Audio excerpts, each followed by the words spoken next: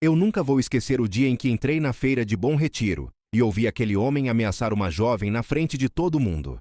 Naquele momento, alguma coisa dentro de mim decidiu antes que eu tivesse tempo de pensar. E o que eu fiz naquele dia ainda é assunto na cidade até hoje. Mas deixe eu começar do começo, que essa história não começa na feira. Ela começa muito antes, num dia de quarta-feira comum, quando decidi descer a serra para resolver umas pendências de nota fiscal e reabastecer a despensa da sede. Eu me chamo Cláudio. Tenho 57 anos, uma fazenda de gado nos contrafortes da serra, alguns alqueires de terra que meu pai me deixou e que eu aumentei com o que pude juntar ao longo dos anos. Sou viúvo há 5 anos. Minha esposa se chamava Dorinha, Doralice de verdade, mas desde que nos casamos eu só chamei de Dorinha. Era professora, filha de comerciante, mulher de cidade que escolheu a vida de fazenda porque disse que preferia o silêncio de verdade ao barulho de mentira da cidade pequena.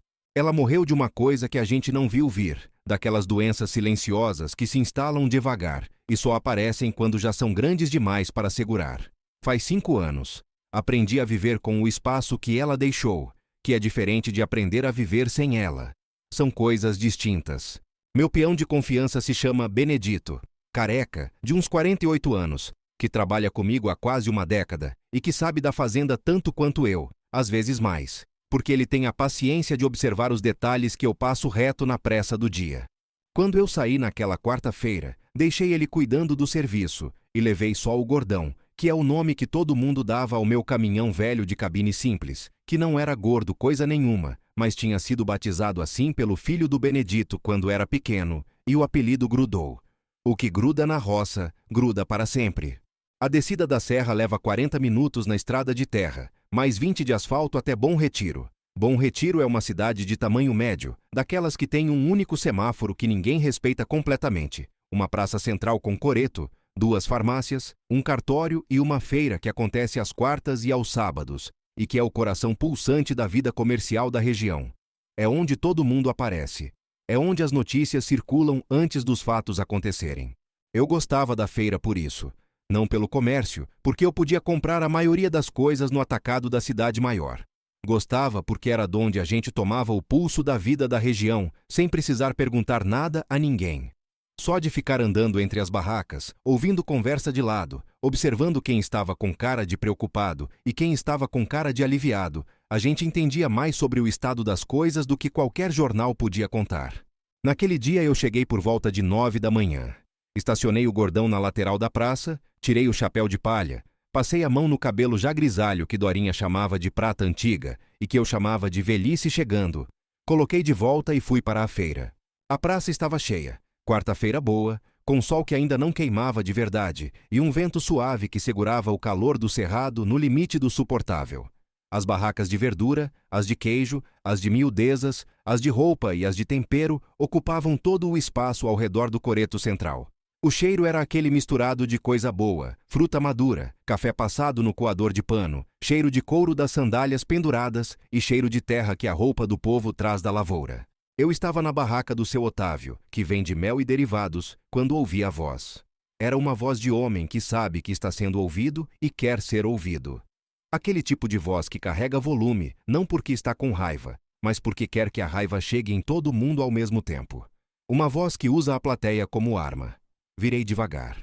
No centro da praça, a uns 20 metros de onde eu estava, havia um círculo de gente que tinha se formado sem que ninguém tivesse combinado. É assim que acontece quando tem cena pública. As pessoas se aproximam fingindo que não estão se aproximando, ficam de lado, ocupadas com outra coisa, mas os olhos vão todos para o mesmo lugar. No centro do círculo havia 2, um homem e uma moça. O homem eu reconheci imediatamente. Valdemir Cascão, 50 e poucos anos. Gordo do tipo que a roupa de qualidade não esconde. Cabelo penteado com aquele fixador brilhoso que a gente vê em homem que se acha mais importante do que é. Camiseta polo de marca e um relógio no pulso que valia mais do que muita terra da região. Valdemir Cascão era proprietário de 2 fazendas, uma distribuidora de bebidas e uma influência no município que não tinha nome oficial, mas que todo mundo sabia que existia. Era o tipo de homem que não precisava de cargo para ter poder. O poder cria seu próprio cargo. A moça eu não conhecia. Tinha uns 20 anos, talvez menos. Pequena, de cabelo preto preso num coque simples que o tumulto já estava desfazendo.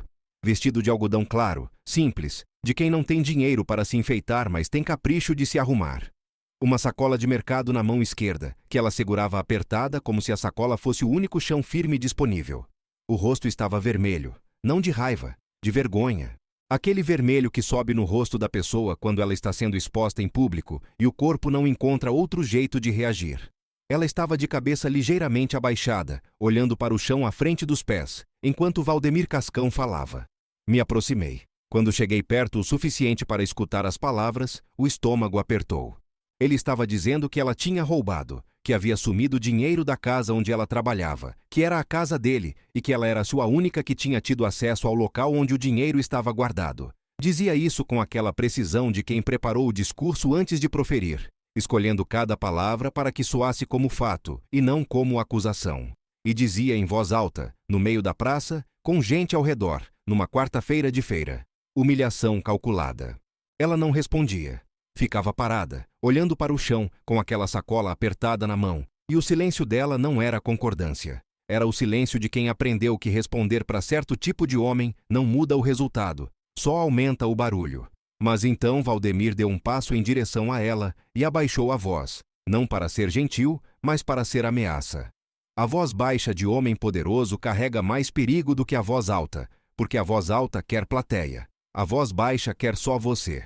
Eu estava perto o suficiente para ouvir. Ele disse que ia chamar a polícia, que ia contar para todo mundo da cidade, que ia garantir que nenhum patrão nenhum da região ia contratar ela depois disso. E então acrescentou uma coisa que me fez parar de vez.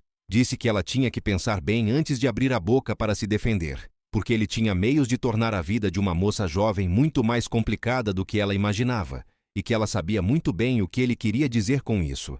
Aquilo ficou no ar entre eles. A moça levantou o rosto pela primeira vez. Olhou para ele por um segundo. Tinha nos olhos uma coisa que eu reconheci.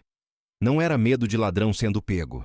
Era medo de pessoa inocente que sabe que a inocência não vai adiantar nada. Olhei ao redor. Todo mundo estava parado.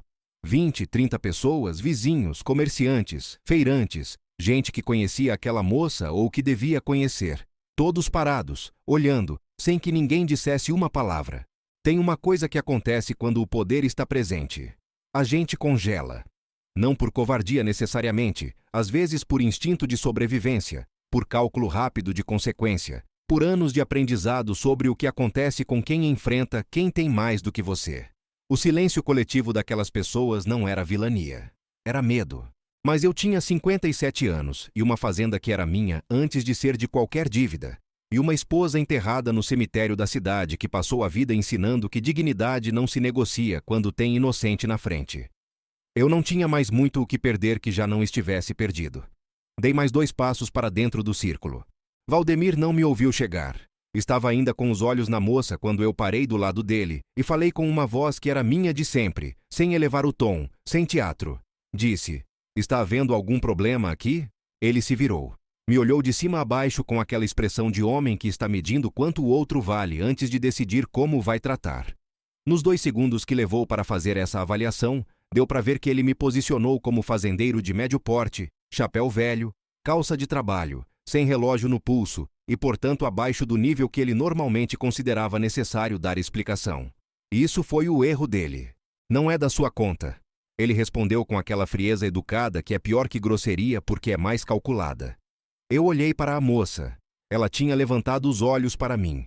O olhar tinha aquela mistura de esperança com o medo de que a esperança fosse mais uma decepção. Virei para Valdemir. "Quando você acusa alguém em voz alta no meio de uma praça pública", disse com calma, "passa a ser conta de todo mundo que está ouvindo." Fiz uma pausa. "Você tem prova do que está afirmando?" O silêncio que se seguiu foi de tipo diferente do anterior. Era um silêncio de espanto, não de medo. Valdemir me olhou por um momento que durou mais do que deveria. Homem que está acostumado a não ser contrariado precisa de um tempo para se reequilibrar quando encontra quem contraria. "Você sabe com quem está falando?" Ele disse. A voz tinha subido levemente, sinal de que o controle estava escorregando. "Sei", disse sem hesitar. "A pergunta é, se você sabe o que está fazendo." Valdemir deu um passo em direção a mim, não de violência, de intimidação, aquele passo que serve para fazer o outro recuar. Eu não recuei. Falei diretamente. Se você tem prova, chama a polícia agora. Se não tem, está difamando uma pessoa em público e isso tem nome no Código Civil. Fiz uma pausa. Escolhe. Aquilo ficou no ar entre todos que estavam parados ao redor. 30 pares de olhos, o silêncio absoluto da feira no meio de uma quarta-feira. Valdemir olhou para mim por um tempo longo. A raiva estava presente, mas havia algo mais calculando por baixo da raiva. Homem de poder calcula antes de agir. O instinto dele não era explodir, era medir retaliação. Você vai se arrepender disso. Ele disse por fim, com aquela voz baixa outra vez. Pode ser, respondi. Mas não hoje. Ele me fitou por mais um segundo, olhou para a moça uma última vez com aquele olhar que prometia continuação, ajeitou o colarinho da camiseta polo e foi embora. Abriu o círculo de pessoas com o andar de quem foi embora por escolha própria, não por derrota, embora todo mundo soubesse a diferença. A praça ficou em silêncio por mais alguns segundos. Depois o burburinho voltou, discreto, o som de 30 pessoas começando a processar o que tinham visto ao mesmo tempo. Eu me virei para a moça. Ela estava parada, com a sacola ainda apertada na mão, me olhando com uma expressão que eu não soube classificar imediatamente. Não era gratidão pura. Era gratidão misturada com desconfiança, com aquele cuidado de quem aprendeu que bondade de estranho às vezes vem com preço que só aparece depois. Conheci aquele olhar. Era o olhar de quem foi enganado demais para confiar rápido, mas que ainda não desistiu completamente de confiar. Está bem? Eu perguntei. Ela assentiu uma vez. A voz não veio de imediato. Como você se chama? Perguntei. Maria. A voz era baixa, um pouco rouca, mas firme. Cláudio, eu disse. Você tem lugar para ir agora? Ela hesitou. Esse meio segundo de hesitação me disse mais do que qualquer resposta direta. Tenho, ela disse depois, mas tinha hesitado. E eu tinha visto. Bom, olhei para a sacola de mercado na mão dela. Você precisa de alguma coisa antes de ir? Ela olhou para a sacola. Não. Obrigada. A expressão dela era de quem não está acostumada a responder para gente que pergunta se precisa de algo sem querer nada em troca. Havia naquele obrigada uma estranheza, como se a palavra tivesse chegado na frente do sentimento completo. Fiz uma pausa. E então falei mais porque precisava falar do que porque esperava que ela levasse a sério. Se precisar de qualquer coisa, pode perguntar por Cláudio da Serra aqui na cidade. Qualquer um me conhece. Ela me olhou por um momento, assentiu outra vez sem dizer nada. E foi. Fiquei parado no centro da praça, com o chapéu na cabeça, e o sol começando a subir de verdade, assistindo aquela moça sumir entre as barracas com a sacola na mão e os ombros levemente curvados de quem carrega mais do que cabe nos ombros. Ao redor, as pessoas tinham voltado ao que estavam fazendo, mas eu sentia os olhares de canto de olho, o murmúrio baixo que vai de pessoa em pessoa. Sabia o que estava sendo dito. Sabia que antes de eu chegar na fazenda à tarde, a história já estaria distorcida em todas as direções possíveis, cada um acrescentando o tempero que o palato próprio pedia. Não me importei. Fui terminar as compras, mas não conseguia tirar aquele rosto da cabeça, aquele vermelho de vergonha que não era dela, e aquele olhar no momento em que Valdemir tinha falado baixo. O olhar de quem sabe que a ameaça vai além do que foi dito em voz alta. Fiz o que tinha para fazer na cidade. Assinei a nota fiscal no armazém do seu Geraldo, peguei os mantimentos, passei na farmácia para um remédio de uso da fazenda e estava de volta ao Gordão quando o João Careca me parou na calçada. João Careca não era careca, tinha cabelo sim, mas era chamado assim por causa do pai que era careca de verdade, e o apelido passou como herança mais fiel do que qualquer outra coisa. Era balconista na loja de ferragens, 40 e tantos anos, homem sem maldade, mas cheio de informação, porque loja de ferragens na cidade pequena é segundo endereço de quase todo mundo, e papo é inevitável. Cláudio, ele disse, me puxando levemente pelo braço na calçada. Você fez uma coisa arriscada ali na praça. Eu sei, respondi. Valdemir não esquece esse tipo de coisa. Também sei. João Careca me olhou com aquela expressão de quem quer dizer mais, mas está medindo se deve. Depois disse, essa moça, a Maria. Você sabe o que o Valdemir quer dela de verdade? Não, mas tenho ideia. Ele trabalhou na fazenda do Valdemir, continuou ele, abaixando a voz. A mãe dela era doméstica de lá. Morreu ano passado. A Maria ficou trabalhando na casa dele depois que a mãe morreu porque não tinha para onde ir. Ela não tem família aqui. Veio do interior do Piauí quando ainda era criança. Fez uma pausa. Todo mundo na cidade sabe como o Valdemir olha para as moças que não têm proteção. Mas ninguém fala. Por quê? Perguntei, embora soubesse a resposta. Porque ele é o Valdemir Cascão. João Careca encurtou o nome como quem encurta argumento. Você sabe como é. Sei. Coloquei o chapéu de volta na cabeça. Obrigado, João. Ele me olhou com aquela mistura de admiração e preocupação que eu estava aprendendo a reconhecer como a expressão padrão do dia. Cuida-se, Cláudio. Com certeza. Na volta para a fazenda, subi a serra com o gordão carregado de mantimento e com a cabeça carregada de uma coisa que eu não sabia bem como classificar. Não era só a indignação da praça. Essa já estava se assentando. Era outra coisa, uma pergunta que eu não conseguia parar de fazer para mim mesmo. Aquela moça tinha dito que tinha para onde ir, mas tinha hesitado. E onde ela estava dormindo agora? Se trabalhava na casa do Valdemir e tinha sido expulsa sem cerimônia, no meio de uma quarta-feira de feira, com uma sacola de mercado e uma acusação pública de roubo, onde ela ia dormir. Tentei não pensar mais nisso. Não consegui. Cheguei na fazenda às 2 da tarde. Benedito estava no galpão consertando um cabo de ferramenta, com aquela paciência de homem que faz uma coisa de cada vez e termina tudo o que começa. Quando me viu descer do gordão, veio ajudar com os mantimentos e perguntou como tinha sido a cidade. Relativamente movimentado, respondi. Ele me olhou com a perspicácia de quem me conhece há quase uma década. Aconteceu alguma coisa? Contei. Benedito ouviu tudo sem interromper, carregando sacola enquanto ouvia, com aquela capacidade de fazer duas coisas ao mesmo tempo que vem de uma vida de trabalho prático. Quando terminei, ele ficou um momento em silêncio. Então disse, você acha que ele vai vir atrás de você? Possivelmente. Mas ainda vai demorar. Homem como Valdemir age quando acha que a hora é certa, não na hora da raiva. Benedito assentiu devagar. E a moça? Aquela palavra ficou mais pesada do que deveria. Não sei, respondi. Ele me olhou. Você quer saber? Não era pergunta. Era diagnóstico. Fui para dentro sem responder. Mas naquela noite, sentado na varanda depois do jantar, com o café esfriando do lado e os grilos cantando no escuro, eu não conseguia parar de pensar numa coisa específica. Na hesitação dela, naquele meio segundo entre a pergunta e a resposta. Acordei cedo no dia seguinte, como sempre. Fiz o café, fui verificar o serviço do Pasto do Norte com o Benedito. Almoçamos e depois eu peguei as chaves do gordão. Benedito estava na varanda quando passei. Não disse nada. Só colocou o chapéu de volta na cabeça e voltou para o que estava fazendo. Mas eu vi o canto da boca subir levemente. Desci a serra de novo. Não tinha plano definido.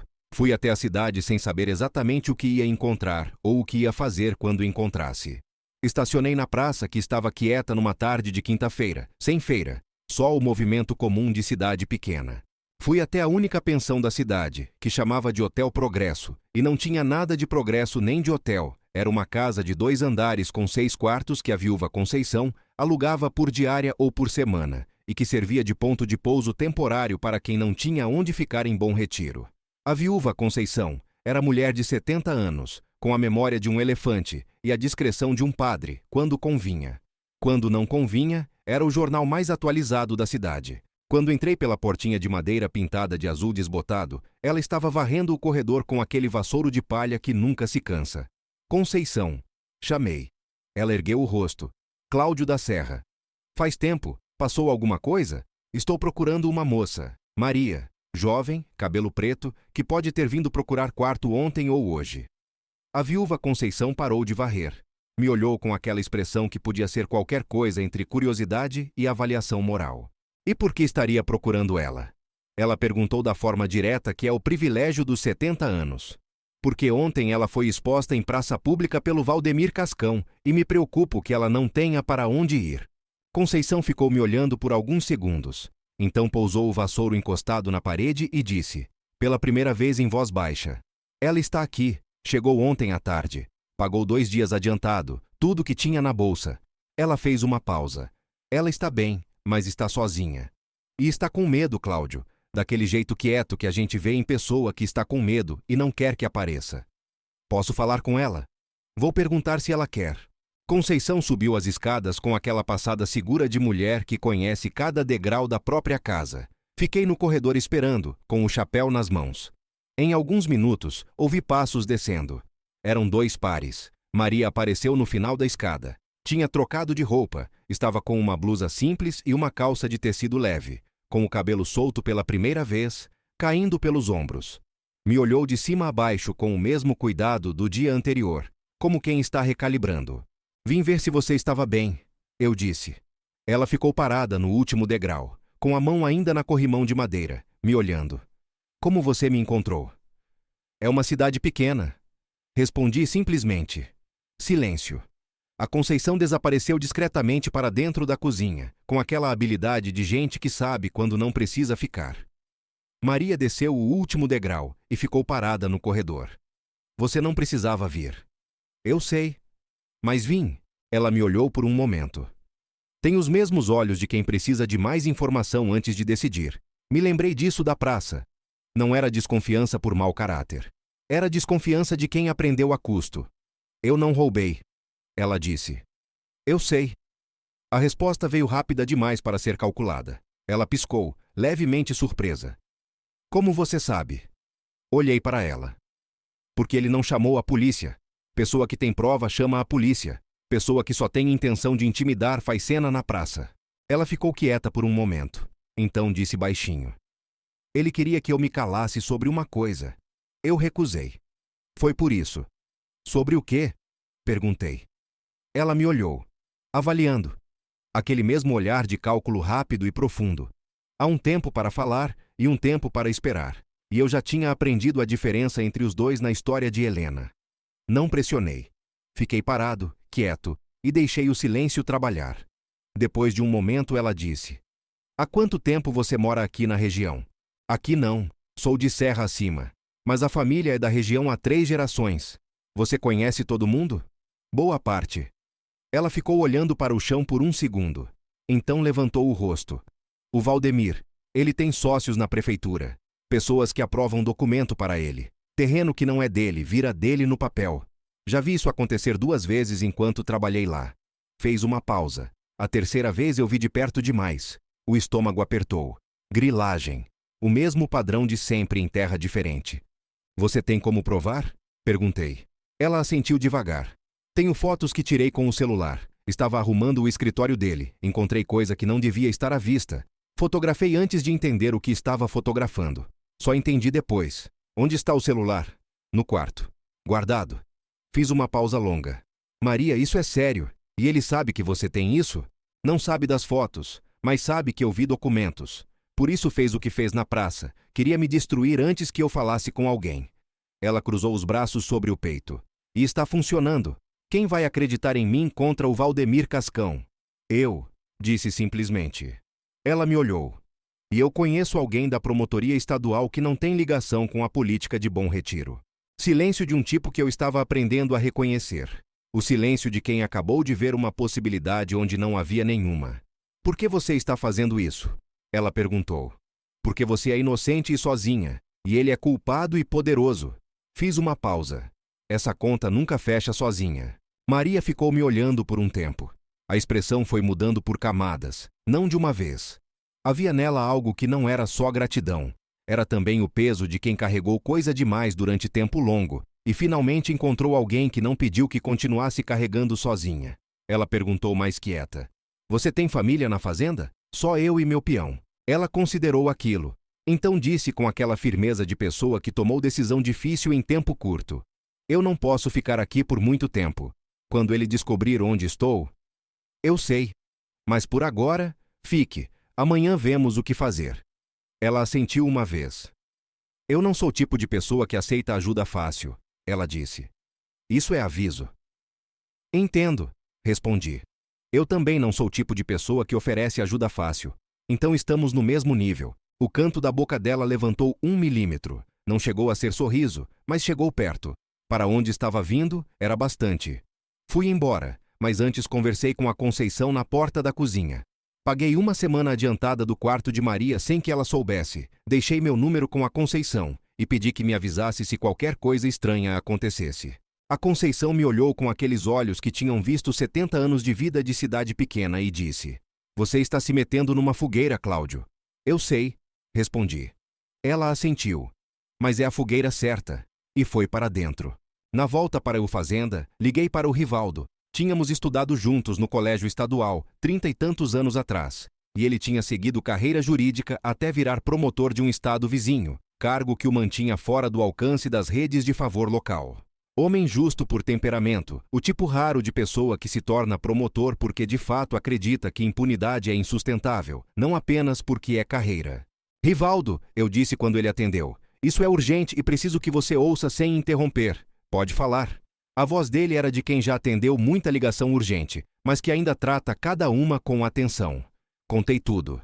A praça, a Maria, o Valdemir, os documentos, as fotos no celular. Rivaldo ouviu em silêncio. Quando terminei, ficou alguns segundos antes de responder.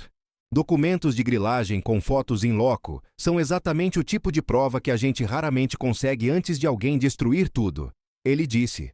Se o que essa moça fotografou é o que você descreve, isso pode abrir investigação, mas precisa ser tratado com cuidado. Ele pode ter tentáculos nos cartórios locais. Já imaginava isso? Você consegue trazer essa moça para falar comigo pessoalmente, fora de Bom Retiro? Consigo. Mas preciso de um dia ou dois para organizar isso. Temos tempo? Não sei quanto. Então age rápido, Cláudio. E fica esperto.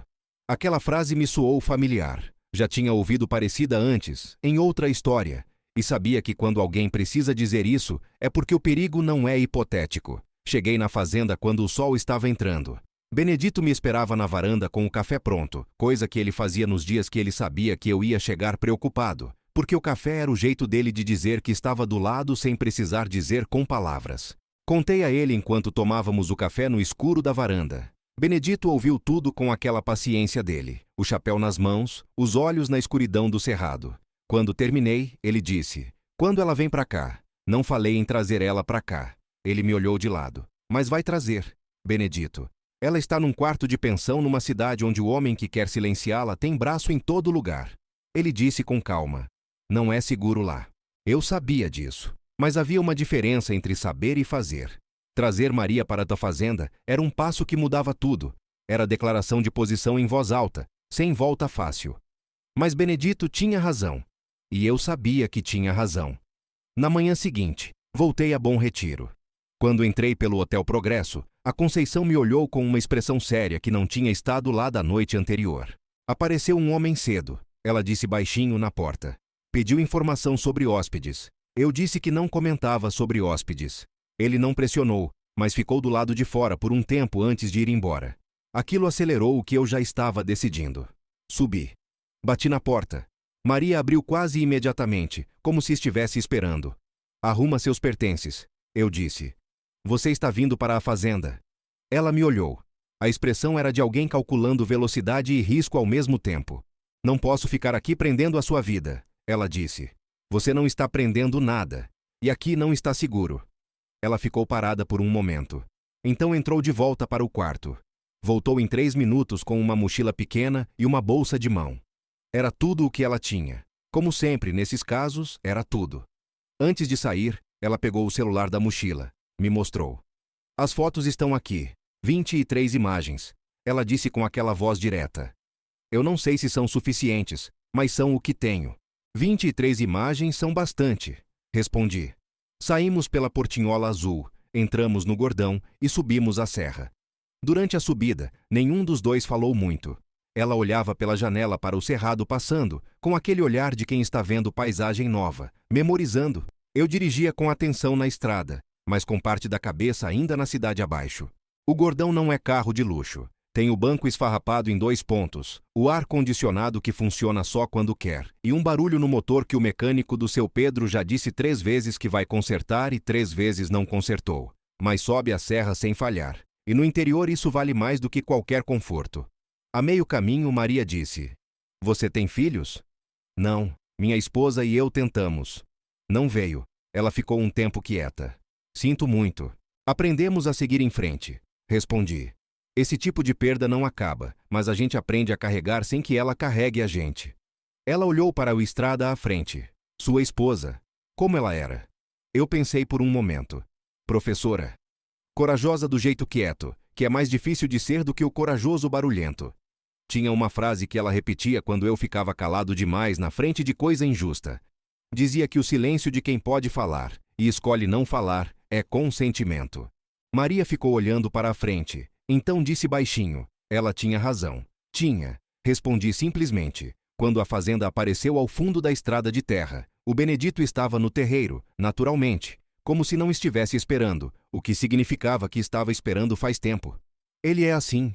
Finge que o acidental é por acaso. Quando Maria desceu do gordão, ele tirou o chapéu com aquele gesto simples de homem que foi criado com educação e a manteve a vida toda. Boa tarde, Dona Maria. Sou o Benedito. Ela o olhou por um segundo e assentiu. Boa tarde. Benedito olhou para mim. O quarto do fundo está com um lençol limpo. Eu não tinha pedido isso, mas ele tinha feito. Os dias que se seguiram foram de uma quietude estranha, não a quietude do perigo, mas a quietude de situação nova que todos os lados precisam de tempo para entender.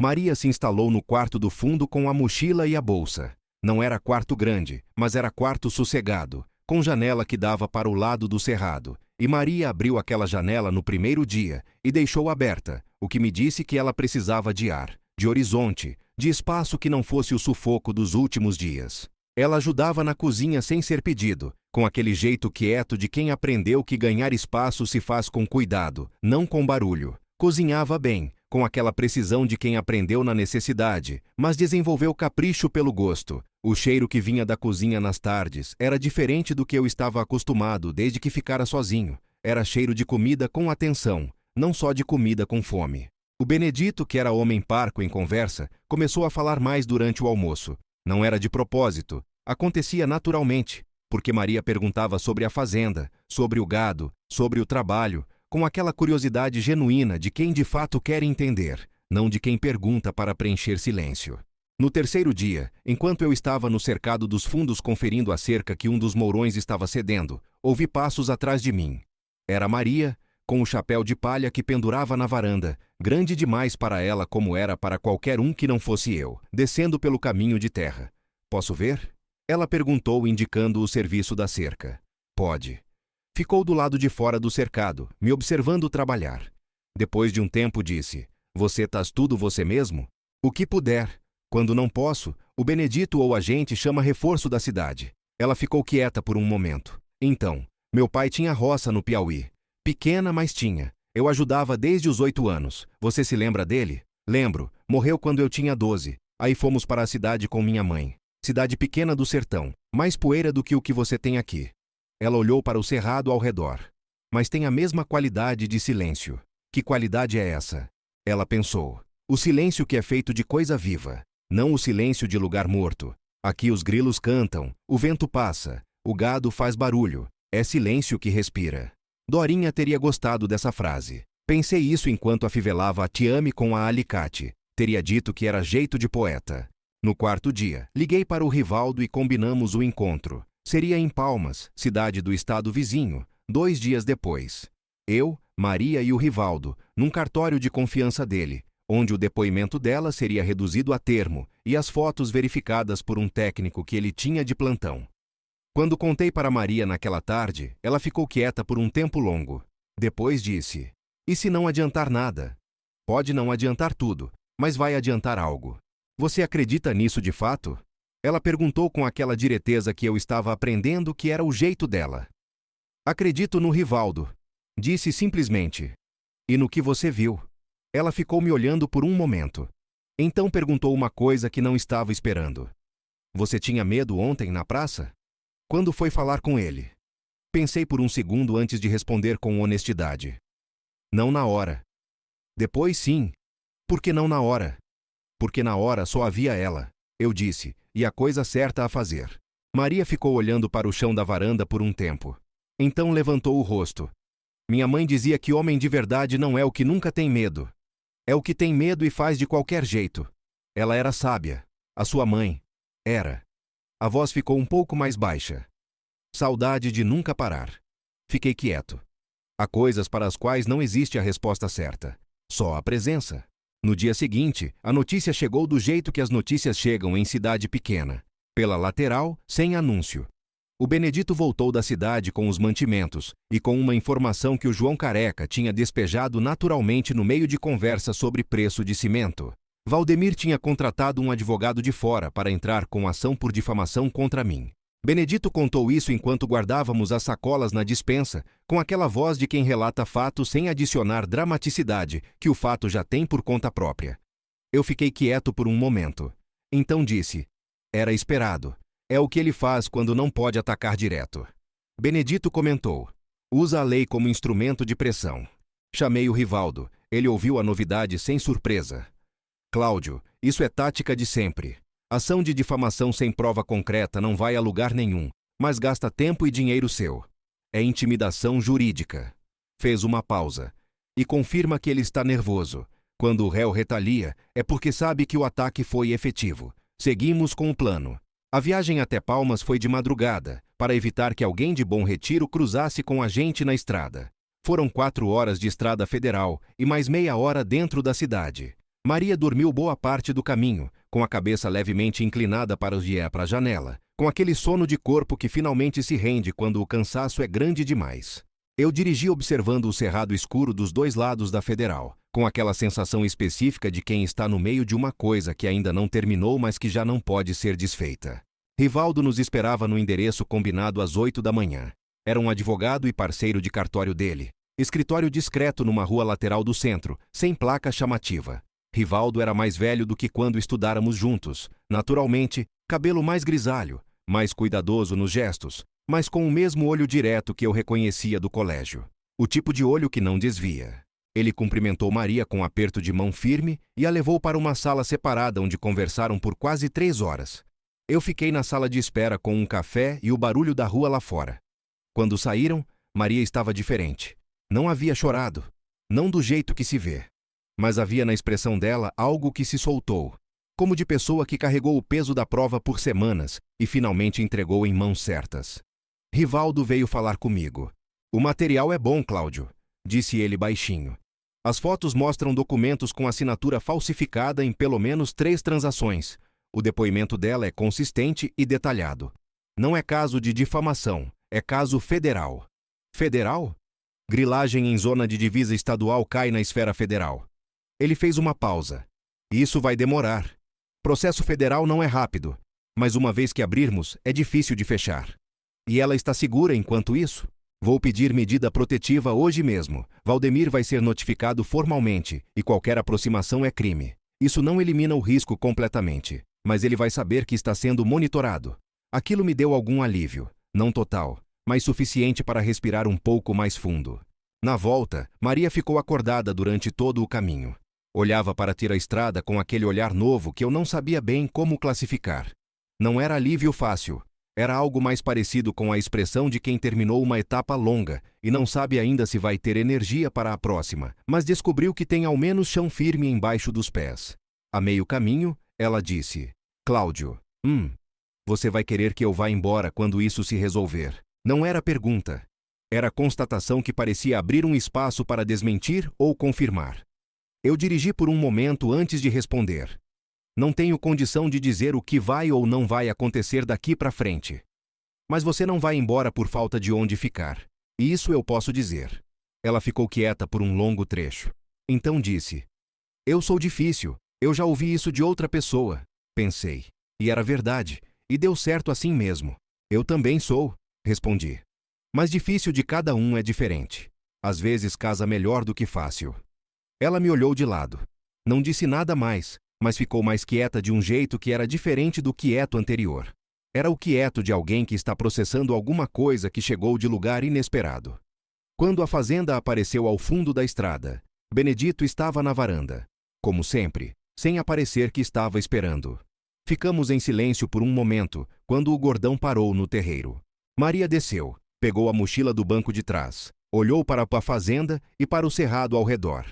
Então disse em voz baixa, quase para si mesma: parece mais com casa quando a gente volta do que quando a gente chega pela primeira vez. Benedito, do alto da varanda, disse: é porque aí é casa de novo. Ela o olhou. Depois olhou para mim. E entrou pela porta da frente como quem está chegando, não como quem está passando. As semanas que se seguiram foram do tipo que o Cerrado ensina melhor do que qualquer escola. Calmas por fora, densas por dentro. O processo corria em Palmas sob o cuidado do Rivaldo. Valdemir Cascão recebeu a notificação e o murmúrio da cidade foi imediato. Porque nesse tipo de lugar, a notificação judicial de homem poderoso não fica em segredo por mais de um dia. A ação de difamação contra mim foi retirada silenciosamente. Quando o réu vai para a defensiva, as ofensivas menores somem. Era esperado. O que não era esperado foi o que aconteceu na segunda semana. A Conceição me ligou numa tarde. Cláudio, disse ela, tem gente falando coisas sobre a moça, que ela inventou tudo, que é golpista, que veio de fora para prejudicar um homem honesto. A voz da Conceição tinha aquela tensão de quem está transmitindo coisa ruim com cuidado. A cidade está dividida. Eu sabia que isso ia acontecer. Sempre acontece. O poder organiza a narrativa antes que a verdade consiga se organizar. Mas sabia também que a verdade tem uma vantagem que a narrativa fabricada não tem. Ela é consistente. Você pode repeti-la infinitas vezes sem mudar nada. Contei para Maria naquela tarde na varanda. Ela ouviu sem mudar de expressão. Quando terminei, ficou em silêncio por um momento. Então disse, você sabia que isso ia acontecer? Sabia que era possível. E mesmo assim trouxe as coisas à tona. Fiz uma pausa. Porque era certo fazê-lo. Ela me olhou. Essa é a resposta que você dá para tudo. É a única que tenho. Disse com honestidade. Ela ficou olhando para o cerrado por um momento. Então disse. Eu tenho medo que a verdade não seja suficiente. Eu a olhei. Maria. A verdade nunca é suficiente por si só. Ela precisa de gente que não desista de contá-la. Aquilo ficou no ar entre nós. Ela virou o rosto para mim com uma expressão que era nova. Não resignada, não apenas firme. Era uma expressão que tinha as duas coisas juntas, mais alguma coisa que não tinha nome fácil. Parecia gratidão que foi crescendo até virar algo mais parecido com parceria. 6 semanas após o dia da praça, Rivaldo me ligou numa manhã de sol forte. A prisão preventiva de Valdemir Cascão foi decretada às 10 da manhã. Ele disse: 3 cartorários foram afastados e as investigações foram abertas em caráter federal. O depoimento dela e as fotos foram centrais. Fiquei parado com o celular na mão por um momento. Rivaldo continuou. Vai ser longo, Cláudio. Processo federal sempre é. Mas o preventivo segura ele por um bom tempo. E com o que temos, a probabilidade de condenação é alta. Obrigado, Rivaldo. Não me agradece a mim. Essa menina foi corajosa de um jeito que não é comum. Desliguei.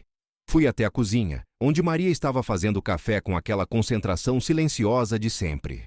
Ela levantou o olhar quando me ouviu entrar e leu alguma coisa na minha expressão antes que eu falasse. Aconteceu.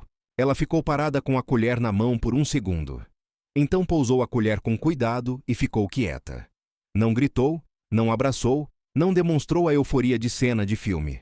Ficou ali, parada, respirando devagar, com aquele tipo de alívio que é tão grande que só se expressa em silêncio, porque qualquer barulho pareceria pequeno demais. Depois disse, com a voz mais baixa do que o costume: minha mãe ia gostar de ter sabido disso. Eu fiquei parado na entrada da cozinha. Ela a teria orgulhado você, Maria. Ela me olhou. Os olhos escuros que tinham chegado àquela praça, cheios de vergonha alheia, estavam agora com outra coisa. Não exatamente felicidade. Era mais próximo de inteireza. De pessoa que enfrentou o que era para enfrentar e ainda está de pé. Ela serviu os 2 copos de café e colocou o meu na mesa antes do dela, como tinha começado a fazer naturalmente nos últimos dias. Sentamos. O Benedito apareceu depois, da forma que aparece em tudo que importa, sem ser chamado, na hora certa, com o chapéu na mão. Olhou para os 2 copos, olhou para os 2 rostos e disse: eu faço uma farofa para o almoço de hoje, para comemorar. Não tem nada para comemorar ainda. Eu disse: tem um homem preso que estava solto e uma moça em pé que tentaram derrubar. Ele respondeu simplesmente: chamo isso de comemorar. E foi para a cozinha sem mais. Maria soltou um som que era riso pequeno, espontâneo, daqueles que não avisam antes de vir. Olhei para ela. Ela estava olhando para a porta da cozinha onde o Benedito tinha desaparecido, com aquela expressão de quem acabou de entender que não está sozinho de jeitos que não esperava. Naquela tarde, enquanto o cerrado ficava dourado com a luz de fim de dia, e o Benedito fazia a farofa com aquele capricho de homem que cozinha poucas vezes, mas quando cozinha leva a sério. Eu fui até a varanda e fiquei olhando para a estrada de terra que descia à serra e sumia entre as árvores. Pensei na Dorinha. Pensei nela do jeito que aprendo cada vez mais a pensar, sem o peso de buraco, com aquela presença que ela deixou dentro de mim que é mais do que memória e menos do que presença física, mas que existe de algum jeito que ainda não encontrei nome adequado. Ela teria dito uma coisa na situação de hoje. Teria dito com aquela voz de professora que não precisa de volume para ter autoridade. O silêncio de quem pode falar e escolhe não falar é consentimento. Eu tinha falado. E uma jovem que teve a sua dignidade ameaçada na frente de todo mundo estava dentro da minha cozinha, ouvindo o barulho de uma farofa de comemoração. Aquilo era suficiente por hoje. Maria apareceu na porta da varanda com o chapéu de palha que ela tinha adotado naturalmente, sempre o da direita, sem que ninguém precisasse combinar. Parou do lado de onde eu estava, olhando para a mesma estrada. Você fica muito na varanda, ela disse. É onde eu penso. Ela ficou quieta por um momento. Em quem você pensa? Em muita gente. Respondi. Em você hoje. Na Dorinha sempre.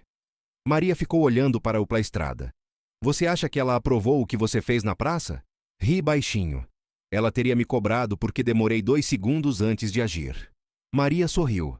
Aquele sorriso que eu estava aprendendo a reconhecer como o real dela, rápido, sem aviso, carregado de uma leveza que ainda estava voltando, pedaço por pedaço, como quem reconstrói algo depois de vendaval. O Benedito gritou da cozinha que a farofa estava pronta. Fomos os dois para dentro. A cidade de Bom Retiro levou algumas semanas para digerir o que aconteceu. Cidade pequena digere devagar o que contradiz o que acreditava de si mesma. Valdemir Cascão preso era uma versão do mundo que muita gente não tinha previsto como possível. E quando o impossível acontece, a gente precisa de tempo para encontrar o lugar onde guardar. Mas o tempo foi passando e o processo avançando, e a narrativa fabricada foi perdendo chão à medida que os fatos foram aparecendo em papel assinado. As pessoas que tinham ficado em silêncio na praça foram gradualmente encontrando a voz que tinham engolido. 3 outros casos de intimidação foram registrados. 2 poceiros que tinham sido expulsos de terra começaram a ser ouvidos. A verdade ganha devagar. Mas a vantagem dela é que, quando começa a ganhar, não para facilmente. O João Careca me parou numa quinta-feira de feira, a primeira que eu voltei à cidade depois de todo aquilo, e disse: Cláudio, você chocou a cidade naquele dia. Eu sei. Ele ficou me olhando, mas foi o jeito certo de chocar. Peguei os mantimentos, tomei um café no bar da esquina e voltei para a fazenda antes do meio-dia. Maria estava na varanda quando cheguei, com um pedaço de tecido nas mãos que ela estava costurando com linha azul, concentrada naquele trabalho com a mesma atenção quieta de tudo que ela fazia. Levantou o olhar quando o gordão entrou no terreiro. Como foi a cidade? Ela perguntou. Tranquilo, respondi.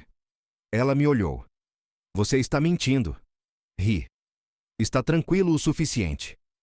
Ela voltou para o tecido. Depois de um momento. As pessoas falaram de mim? Falaram. Respondi com honestidade. Mas diferente de antes. Ela ficou quieta. O Benedito apareceu pelo lateral do galpão com aquela passada de sempre, segura, sem pressa, com o chapéu reto na cabeça, sinal de que o serviço do dia estava encaminhado e o mundo estava em ordem. Olhou para Maria costurando, olhou para mim descendo do gordão, olhou para o céu que estava azul escuro e sem nuvem nenhuma. Vai ser um serão bom esse, ele disse para ninguém em particular.